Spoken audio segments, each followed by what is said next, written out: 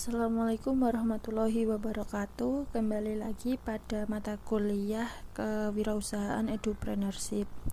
Di sini kami dari kelompok 7 akan membahas mengenai strategi pemasaran.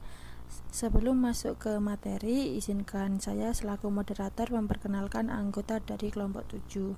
Yang pertama yaitu Saila Min Amrina, yang kedua Melania Ningrum, yang ketiga Rika Dewi Sulistiana, dan yang terakhir saya sendiri, Nisa Fitriana. Dalam materi strategi pemasaran ini ada beberapa subbab yang akan kita bahas, yaitu yang pertama pengertian strategi pemasaran, yang kedua tujuan dan fungsi strategi pemasaran, yang ketiga langkah-langkah strategi pemasaran, yang keempat macam-macam strategi pemasaran, yang kelima strategi bauran pada masyarakat. Langsung saja ke pembahasan yang pertama, yaitu pengertian strategi pemasaran. Strategi berasal dari bahasa Yunani strategis, yaitu stratos dan agia. Stratos artinya militer, sedangkan agia berarti memimpin, yang artinya seni atau ilmu untuk menjadi jenderal. Pengertian yang lain yaitu strategi dalam bahasa bisnis dapat berupa perluan geografis. Diverifikasi ini maksudnya penekanan usaha untuk menghindari ketergantungan pada ketunggalan kegiatan, produk, jasa, atau investasi. Akuisisi ini sendiri artinya pengambil alihan kepemilikan suatu perusahaan oleh perusahaan lain yang dilakukan dengan cara membeli sebagian atau seluruh saham perusahaan. Kemudian pengembangan produk, penetrasi pasar, rasionalisasi karyawan. Atau dengan garis besar, strategi adalah haluan dalam organisasi untuk mencapai misi dengan cara meningkatkan kekuatan internal dan eksternal. Selanjutnya, pengertian pemasaran menurut William J. Stanson, yaitu sistem keseluruhan dari kegiatan usaha yang ditunjukkan untuk merencanakan, menentukan harga, mempromosikan, dan mendistribusikan barang dan jasa yang dapat memuaskan kebutuhan kepada pembeli yang ada maupun potensial. Jadi dari pengertian strategi dan pemasaran tadi dapat disimpulkan bahwa strategi pemasaran adalah rencana menyeluruh, terpadu, menyatu di bidang pemasaran yang memberikan pedoman tentang kegiatan yang akan dilakukan dalam mencapai tujuan perusahaan melalui periklanan, program promosi, penjualan, program produk, dan pendistribusian. Assalamualaikum warahmatullahi wabarakatuh. Saya Saila Min Amrina Rosyada, NIM 23070180056. Di sini saya akan menjelaskan mengenai tujuan dan fungsi strategi pemasaran. Yang pertama ada tujuan strategi pemasaran. Secara umum, tujuan dari pemasaran adalah yang pertama untuk memaksimumkan konsumsi atau dengan kata lain memudahkan dan merangsang konsumsi sehingga dapat menarik nasabah untuk membeli produk yang ditawarkan bank secara berulang-ulang. Yang kedua ada memaksimumkan kepuasan pelanggan melalui berbagai pelayanan yang diinginkan nasabah. Nasabah yang puas akan menjadi ujung tombak pemasaran selanjutnya karena kepuasan ini akan ditularkan kepada nasabah lainnya melalui ceritanya. Yang ketiga dari tujuan strategi pemasaran yaitu memaksimumkan pilihan atau ragam produk dan arti bank menyediakan berbagai jenis produk bank sehingga nasabah memiliki berbagai pilihan pula. Dan yang terakhir ada memaksimumkan mutu hidup dengan memberikan berbagai kemudahan kepada nasabah dan menciptakan iklim yang efisien. Selanjutnya ada fungsi strategi pemasaran. Fungsi strategi bagi sebuah bisnis memiliki sifat yang sangat penting karena mampu meningkatkan nilai ekonomi perusahaan. Ada 3 faktor yang dapat mempengaruhi harga barang dan jasa. Di antaranya ada produksi, pemasaran, dan konsumsi. Nah, secara garis besar fungsi strategi pemasaran terdiri dari 4 fungsi. Di antaranya, yang pertama ada meningkatkan motivasi pengembangan bisnis. Yang kedua ada membuat koordinasi tim lebih efektif. Yang ketiga ada merumuskan tujuan perusahaan, dan yang terakhir ada mengawasi kegiatan pemasaran. Yang pertama ada meningkatkan motivasi pengembangan bisnis. Strategi pemasaran mengharuskan manajemen perusahaan untuk berpikir out of the box.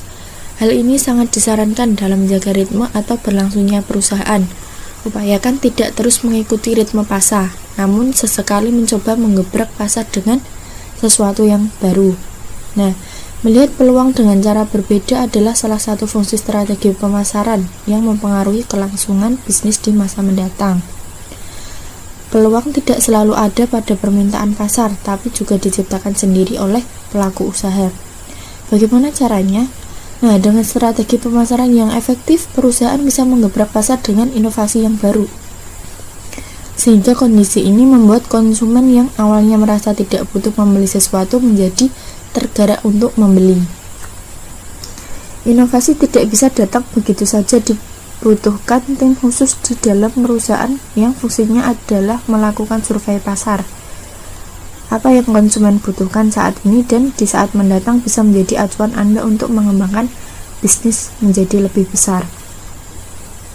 Contoh kecilnya yaitu konsumen sebenarnya tidak perlu mengganti handphonenya setiap tahun, namun dengan strategi pemasaran yang tepat akan meyakinkan konsumen bahwa handphone terbaru adalah solusi dari permasalahan yang dihadapi. Selanjutnya, yang kedua ada membuat koordinasi tim lebih efektif. Strategi pemasaran fungsinya sebagai pengatur arah dan jalannya perusahaan sehingga membuat tim koordinasi menjadi jauh lebih baik dan terarah. Strategi adalah alat untuk mencapai tujuan. Setiap perusahaan tentu memiliki tujuan bisnis yang berbeda-beda. Begitu pula dengan strategi pemasaran yang dibuat. Nah, dengan adanya strategi pemasaran, koordinasi tim menjadi lebih baik dan terarah untuk mencapai tujuan yang sama. Fungsi strategi pemasaran di sini adalah sebagai alat untuk mengatur arah setiap divisi agar mampu bekerja sama mencapai tujuan perusahaan. Misalnya jika ada permintaan konsumen yang tinggi, strategi pemasaran mampu membuat koordinasi antara divisi produksi dan divisi pemasaran. Tujuannya adalah agar konsumen dapat dilayani dengan baik. Yang ketiga yaitu merumuskan tujuan perusahaan. Dengan strategi pemasaran, pelaku usaha dapat dibantu untuk merinci tujuan yang hendak dicapai perusahaan, baik itu tujuan jangka panjang ataupun jangka pendek. Tanpa tujuan yang jelas, perusahaan tidak akan berkembang. Disinilah fungsi strategi pemasaran yang krusial, yaitu menentukan tujuan perusahaan secara jelas. Strategi pemasaran tidak hanya dipakai untuk alat mencapai tujuan, namun juga merumuskan tujuan itu sendiri, baik tujuan jangka pendek maupun jangka panjang. Tujuan perusahaan adalah sesuatu yang bersifat kuantitatif, sehingga indikator keberhasilannya harus dapat diukur, misalnya saja target penjualan, target konsumen, dan juga target pemasukan. Jika tujuan tersebut dapat tercapai, nilai ekonomi perusahaan juga dapat ikut meningkat. Yang terakhir ada mengawasi kegiatan pemasaran. Nah, pengawasan aktivitas anggota tim lebih diperhatikan supaya peningkatan mutu dan kualitas semakin terjamin. Untuk meningkatkan kualitas kegiatan pemasaran perusahaan, dibutuhkan pengawasan yang efektif. Pengawasan di sini artinya adalah perhatian yang jelas sehingga potensi dari setiap anggota bisa terdeteksi dan digunakan untuk mendukung perusahaan mencapai tujuan. Fungsi strategi pemasaran harus mampu melihat potensi dari setiap anggotanya. Untuk menambah semangat, perusahaan dapat menerapkan konsep reward untuk mereka yang mampu mencapai target penjualan. Terima kasih, itu yang dapat saya sampaikan. Saya kembalikan ke moderator. Assalamualaikum warahmatullahi wabarakatuh. Nama saya Melenia Ningrum. Di sini saya akan menjelaskan mengenai langkah-langkah dari strategi pemasaran, di mana strategi pemasaran sendiri itu merupakan proses penentuan rencana secara terus-menerus untuk mencapai sebuah hasil akhir. Nah, kemudian Langkah-langkah dari strategi pemasaran itu yang pertama ada kenali pelanggannya terlebih dahulu, kemudian lakukan promosi, yang ketiga pilih lokasi yang sesuai, kemudian yang keempat ada gunakan internet marketing, yang kelima jalin hubungan dengan pelanggan, dan yang terakhir itu fokus dengan bisnisnya. Nah, yang pertama itu kenali pelanggan terlebih dahulu. Di sini dengan mengidentifikasi target market dengan tepat akan membantu kita dalam menyusun strategi marketing yang efektif. Kita bisa mengelompokkan target market seperti kelompok berdasarkan usia, jenis kelamin, tingkat pendidikan, tingkat ekonomi, dan sebagainya. Maka dengan mengetahui siapa target market, kita akan terhindar dari terbuangnya waktu dan biaya yang sia-sia. Di sini kita bisa menentukan misalnya jika pelanggan kita kebanyakan ini dewasa, misalkan kita ingin berbisnis di bagian fashion, berarti kita menyesuaikan. Kita berjualan atau berwirausaha yang kira-kira diminati oleh para remaja. Kemudian yang kedua ada lakukan promosi. Nah, lakukan promosi ini dengan memperkenalkan produk bisnis kepada konsumen. Bisa dilakukan dengan promosi online atau pasang poster-poster atau dari mulut ke mulut. Usahakan agar promosi dilakukan dengan konsisten, secara terus-menerus dan dengan cara yang kreatif sehingga pelanggan tidak merasa bosan. Kemudian dilanjutkan yang ketiga, yaitu ada pilih lokasi. Hal ini menjadi faktor penting dalam strategi pemasaran. Seperti di jalan yang sibuk di mana trafik lalu lalang sangat tinggi. Seperti di perempatan, di pertigaan, atau di pasar itu sangat strategis. Untuk itu, usahakan memilih lokasi yang tepat dan strategis agar kesempatan bisnis dapat diakses oleh lebih banyak pelanggan. Strategis di sini dalam arti strategis itu sesuai dengan usaha yang akan Anda dirikan atau bisnis. Misalkan kita di daerah dataran rendah yang cuacanya itu panas, kemudian di dekat jalan ramai, itu sangat cocok jika kita berwirausaha minuman atau makanan.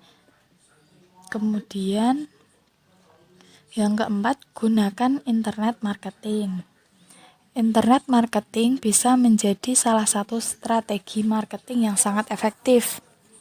Dari sini kita bisa mengetahui selera pelanggan dan juga kebutuhannya dengan menempatkan bisnis pada platform di media sosial. Bisa kita lihat sekarang ini banyak sekali para usahawan yang melakukan usahanya secara online. Terlebih mengingat saat ini transaksi jual beli secara online semakin marak dengan jumlah transaksi yang selalu meningkat setiap tahunnya. Hal ini menunjukkan kecenderungan bagaimana pelanggan ingin berbelanja di luar jam buka toko, menghindari keramaian dan lebih privasi. Sekarang kan juga banyak model-model toko atau tempat wisata atau rumah makan, banyak yang melakukan reservasi secara online ataupun berdagang atau berjualan secara online, kemudian dilakukan transaksi secara online atau transfer. Kemudian yang kelima ada jalin hubungan dengan pelanggan. Dengan membuat database pelanggan, masukkan data-data penting beserta dengan kemajuan yang sudah dicapai. Dengan data-data pelanggan yang ada, kita bisa menghubunginya secara berkala dan menginformasikan pelanggan mengenai promo produk yang sedang berjalan. Di sini untuk menarik pelanggan yang lama untuk bisa datang kembali atau mengunjungi kembali toko kita untuk membeli produk-produk yang sedang dipromokan. Kemudian yang keenam, fokus. Fokus di sini tidak berarti kita menjual lebih sedikit barang ya, tetapi sebaliknya kita meningkatkan produksi di wilayah tertentu. Misalkan kita menjual bukan sedikit ya, tapi lebih fokus misalkan ke baju, ya baju aja, tetapi dengan inovatif yang lebih banyak lagi, misalkan baju yang lebih bervariasi lagi model-modelnya, seperti itu. Terima kasih, itu yang dapat saya sampaikan. Saya kembalikan ke moderator. Baik teman-teman, sebelumnya perkenankan saya Rika Dewi Sulistiana, NIM 230701858, ingin melanjutkan materi mengenai jenis-jenis strategi pemasaran dan bauran pemasaran atau marketing mix. Dimulai dari jenis-jenis strategi pemasaran, menurut Sofjan Asauri, jenis strategi pemasaran dibedakan menjadi 3. Yang pertama, poin pertama yaitu strategi pemasaran yang tidak membeda-bedakan pasar atau biasa disebut dengan undifferentiated marketing. Strategi ini menganggap pasar sebagai keseluruhan, jadi perusahaan hanya memperhatikan kebutuhan secara umum. Produk yang dihasilkan dan dipasarkan biasanya hanya satu macam produk saja dan berusaha menarik konsumen dengan satu rencana pemasaran saja. Di sini saya mengambil contoh produsen atau produsen yang membuat produk Coca-Cola yang disukai oleh banyak orang, tidak memandang kelas sosialnya. Dengan strategi pemasaran ini tentu akan menghemat biaya karena dengan satu jenis karakter produk dan segmen pasar akan mengurangi biaya penyediaan, biaya periklanan, biaya produksi, dan bisa mengurangi biaya riset. Selanjutnya, poin kedua yaitu strategi pemasaran yang membeda-bedakan pasar atau biasa disebut dengan differentiated marketing. Tujuan pemasaran ini untuk menambah kepercayaan kelompok konsumen tertentu pada suatu produk yang bervariasi sesuai kebutuhan dan keinginan konsumen. Jadi di sini biar lebih jelas saya beri contoh perusahaan Coca-Cola tadi yang sebelumnya hanya memproduksi Coca-Cola, di sini juga memproduksi Fanta, Sprite, bahkan lemon tea. Jadi lebih bervariasi. Ada beberapa macam produk yang dihasilkan seperti itu. Biaya-biaya yang dikorbankan tersebut antara lain berupa biaya riset dan pengembangan produk baru, biaya modifikasi produk, biaya proses produksi, biaya administrasi, biaya promosi, biaya penyimpanan, dan biaya-biaya lainnya. Poin ketiga yaitu strategi pemasaran yang terkonsentrasi atau biasa disebut concentrated marketing. Dengan strategi ini, perusahaan akan memperoleh posisi yang kuat pada segmen pasar yang dipilih, karena perusahaan akan lebih fokus dan mempunyai pengalaman yang lebih baik dalam melakukan pendekatan guna pemenuhan kebutuhan dan keinginan konsumen. Jadi, dalam strategi ini,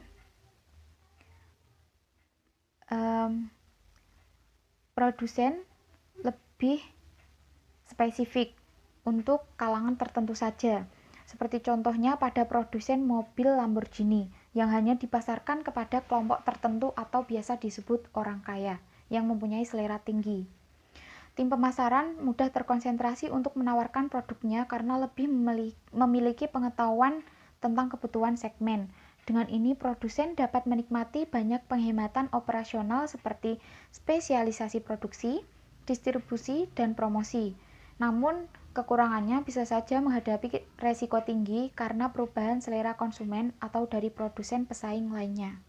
Seperti itu. Lanjut ke poin berikutnya yaitu mengenai bauran pemasaran atau marketing mix. Yang menurut Sofjan Asauri, bauran pemasaran merupakan kombinasi variabel atau kegiatan yang merupakan inti dari sistem pemasaran. Variabel yang dapat dikendalikan oleh perusahaan untuk mempengaruhi reaksi para pembeli atau konsumen. Menurut Ciptono, bauran pemasaran terdiri dari 4P, diantaranya produk, pledge, promotion, dan reach. Kemudian menurut Boom dan Bittner, menyarankan untuk menambahkan 3P yang terlibat dalam pemasaran jasa yaitu proses, people, dan physical evidence. Jadi totalnya di sini bauran pemasaran yaitu nanti ada 7 poin. Yang poin pertama mengenai strategi produk atau produk. Di sini untuk menarik konsumen agar produk yang ditawarkan sesuai dengan tujuan yang diharapkan. Maka ada beberapa strategi, diantaranya yang pertama, penentuan logo dan moto yang harus dirancang dengan benar. Yang kedua, menciptakan merek yang dapat menarik perhatian. Jadi merek itu harus sekreatif mungkin ya. Yang ketiga, kemasannya harus menarik. Desain entah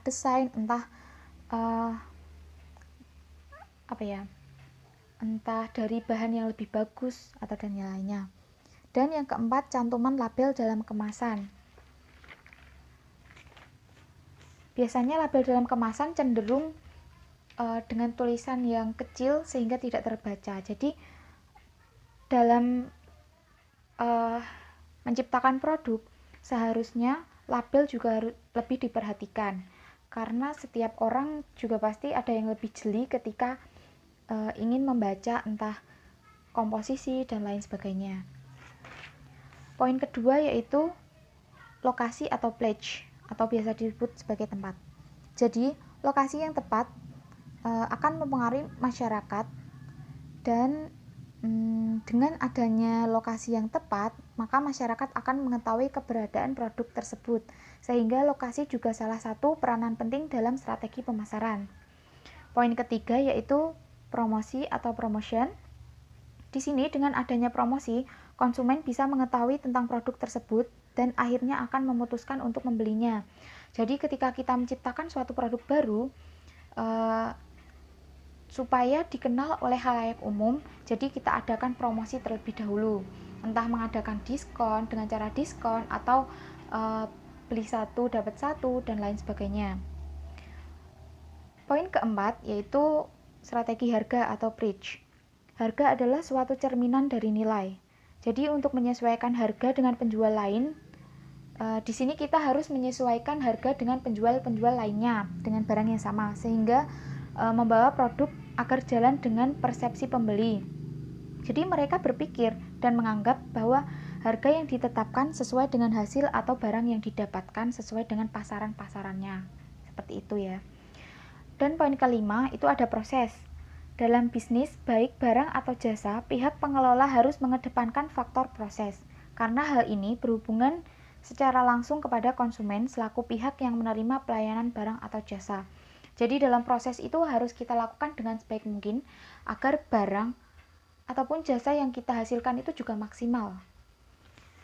Poin keenam, ada orang atau people. Orang atau people merupakan salah satu bauran pemasaran yang penting karena menyangkut interaksi antara konsumen dengan para pegawai yang berada di perusahaan, dan interaksi ini sangat mempengaruhi persepsi konsumen terhadap kualitas pelayanan. Jadi ketika kita melayani pembeli, kita juga harus bersikap terbuka atau intinya lebih ramah ya, agar pembelinya tertarik untuk membeli barang yang kita jual. Poin ketujuh yaitu ada bukti fisik atau physical evidence.